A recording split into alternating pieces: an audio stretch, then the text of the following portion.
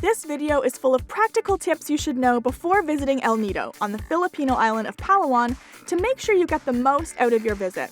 I had heard a lot about this beautiful destination before visiting, but before going myself, I didn't really get what it's all about. Palawan is one of the many islands in the Philippines, and El Nido is the main attraction there. It's a town at the north end of the island that's the gateway to the waters and islands to the north. Let's start with getting yourself to El Nido. You'll probably fly to Puerto Princesa, a larger town further south on Palawan. I'd say most people, like us, fly to Puerto Princesa and then drive up to El Nido. The cheapest option for this is to take a van, which is about 500 pesos.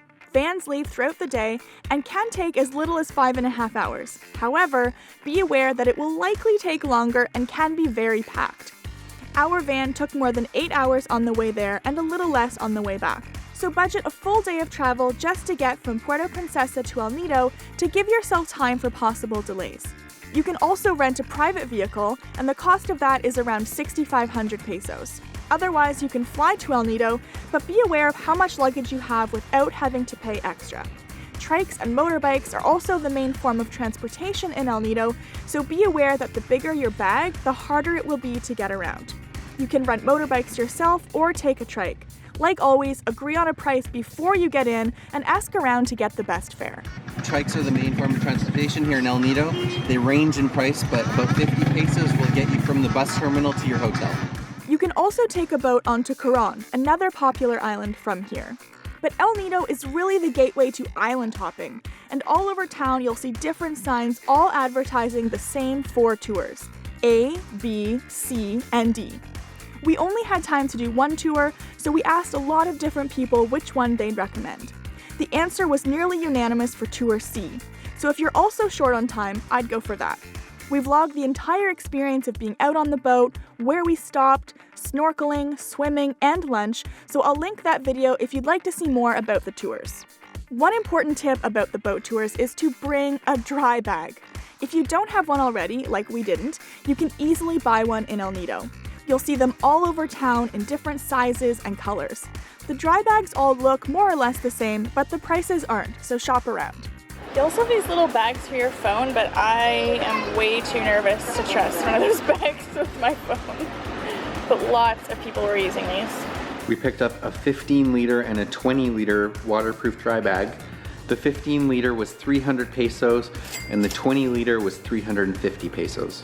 If you watch our video about the island hopping tour, you'll see that we each needed a dry bag immediately before we even got on the boat, because we had to walk from the beach into the water with all of our stuff and electronics into about waist-high water to just get on the boat.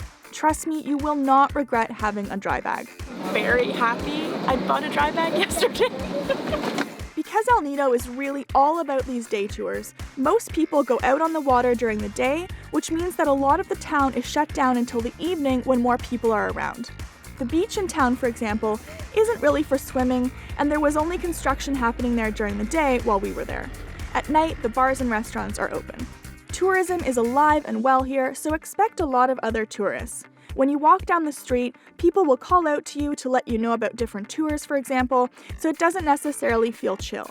If you're looking for a place that feels more undiscovered, El Nido isn't a good choice. It's continuing to grow as well, and there's a lot of construction for new places being built. That said, it's popular for a reason, and that's because the waters and islands here are stunning, and it feels like paradise. There are also dive schools here, so you can do scuba diving. In fact, our Airbnb host was attending an underwater wedding the day we arrived. How cool is that? Speaking of our Airbnb, I want to flag something I wasn't aware of before staying in El Nido, and that is the power, or rather lack of power. The town experiences regular power outages, which of course means no Wi-Fi or air conditioning. We stayed about a week and had at least one power outage per day, sometimes more, that could last for hours. The longest outage we experienced was a full 48 hours. No light. So be aware of that and of being offline if you're dependent on internet access. Wi-Fi's out again. Did you notice?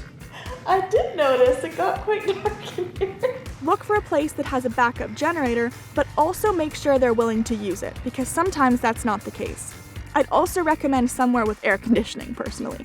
Also, just be aware of when you travel, because depending on the season, of course, it can rain a lot. It rained regularly during our stay, and we heard this is important because some of the boat tours aren't really possible when it rains because they're out on open water, so it may affect your ability to do the tours. Something else to be aware of is to bring cash with you. This may change, of course, but there are only a couple of ATMs in El Nido, and my understanding is that they sometimes run out of cash to dispense. For that reason, make sure you bring enough money with you in case you're not able to withdraw more for whatever reason. On that note, I also wanted to touch on prices, because some things in El Nido cost way more than we expected and more than other places we visited in the Philippines. We went to a store to give you an idea of what things cost on average. When you're out on the water, for example, you'll want to slather on sunscreen. And if you buy it in El Nido, it can get expensive pretty quickly. Make sure to bring your own sunscreen because 100 milliliters of this stuff here is 535 pesos. Insect repellent is less, but still pretty pricey. 100 milliliters of insect repellent lotion is 190 pesos. Chips, on the other hand, are a budget-friendly snack. A small bag of these country cheddar chips, 15 pesos, which pleases Eileen because she loves these things. And a cheap favorite around the world, instant noodles. A wee tiny little cup of noodles, 25 pesos. And for dessert, how about some Oreos? Strawberry Oreos, 75 pesos. And wash it all down with some H2O. 30 pesos. Make sure to come check in the fridge. They're always hidden. And get a nice cold one. There's also at least one small grocery store in El Nido where you can get food and supplies. I always love going to the grocery store when we travel.